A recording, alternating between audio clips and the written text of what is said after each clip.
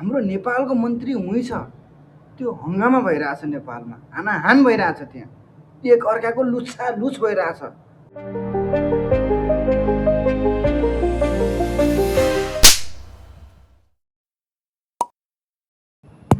साथीहरू, हाम्रो च्यानललाई चाहिँ सब्सक्राइब गर्नुभएको छैन भनेपछि अवश्य सब्सक्राइब गरेर राख्नु होला। हाम्रो यस्तै नयाँ नयाँ भिडियोहरू हेर्नको लागि सब्सक्राइब गर्न नभुल्नु होला। हामीले यहाँदेखि पोस्ट गर्ने बित्तिकै तपाईँको मोबाइलमा सिधा नोटिफिकेसन आउनेछ है त। यति भन्दै अब हामी सुरु हुन्छौँ यो भिडियोको तर्फदेखि है त। हाम्रो नेपालमा के भइरहेको छ है। सो गाइज, हेलो नमस्कार साथीहरू। आज चाहिँ हाम्रो नेपालको बारेमा चाहिँ मैले एउटा सानो लाइन चाहिँ मैले भन्दैछु है। हाम्रो नेपाल आजभोलि कस्तो के भइरहेको छ। नेपाल यस्तै थियो त पहिल्यैबाट। हाम्रो नेपाल यस्तै थियो, यस्तै थियो नेपाल यस्तो होइन। नेपाल यो हाम्रो नेपाललाई चाहिँ भित्रभित्र त्यो स्याउसा त्यो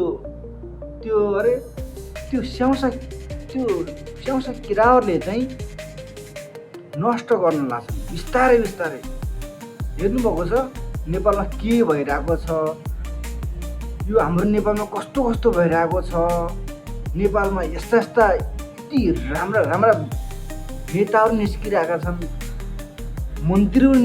मन्त्रीहरू निस्किरहेका छन्, सबै निस्किरहेका छन् नि। र हाम्रो आजको युवाहरू चाहिँ सबै विदेशतिर गएको छ। जम्मा 18 वर्ष पुगेको छैन, विदेशको सपना देखिरहेछ होइन। र अब एक वर्ष विदेश गएर अर्को साल एउटा मोटरसाइकल किन्ने सर र हिँड्ने भन्छ। एउटा मोटरसाइकलमा बिक्छ हाम्रो युवा केटाहरू होइन, हाम्रो युवा साथीहरू होइन, अब हाम्रो युवा मित्रहरू। अनि हाम्रो देश चाहिँ सिधै अगाडि बढ्छ होला त। बढ्नै सक्दैन नि। यति राम्रो मान्छेहरू हाम्रो नेपालमा हुनुहुन्छ, कति राम्रो काम गर्नुभएको छ, यसरी अगाडि बढ्नु भएको छ कि नेपालमै बसेर पनि यहाँको इन्डियाको देशीले पनि अरबौँ रुपियाँ कमाएर एउटा सब्जी बेचेर, रोटी बेचेर पनि अब हामी नेपालीको त दिमागै नहुने के आइसी नै उडी गएको नेपाल। हाम्रो नेपालमा एउटा रोजगार छैन। आफूले सोचे जस्तो त आफ्नो देश पनि त आफ्नो देशै जस्तो मतदान गर्ने बेलामा चाहिँ बालेन शाह देश बनाउँछन्। देश बनाउने होइनन् कि आफ्नो देश उतातिर बेच्ने हुन् साथीहरू। बेचिसके। अब हाम्रो रविज्यू नमस्कार होइन।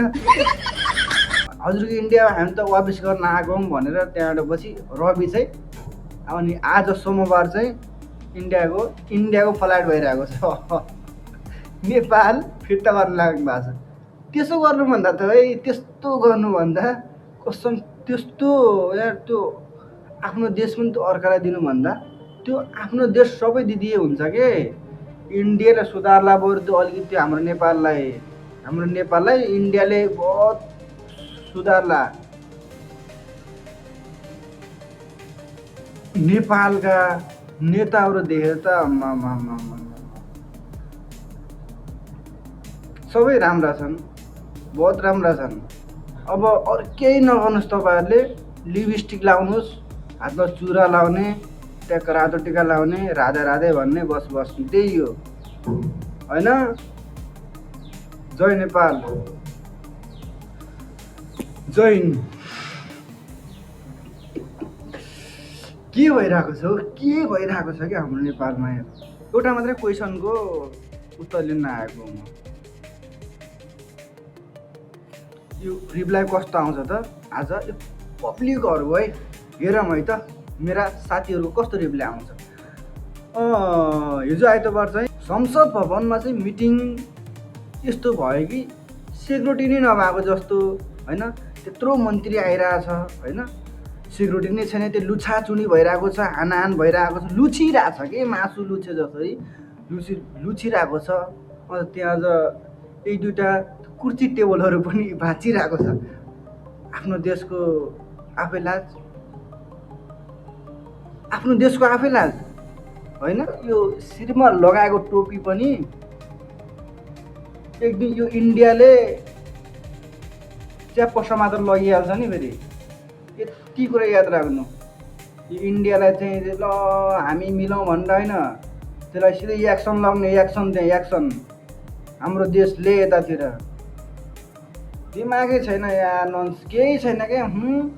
मासु भात हान्ने अनि बस्ने, सुत्ने, स्टाटस लेख्ने, जम्म रिल्सहरू हेर्ने। आहा न बबाल छ। जय जय नेपाल।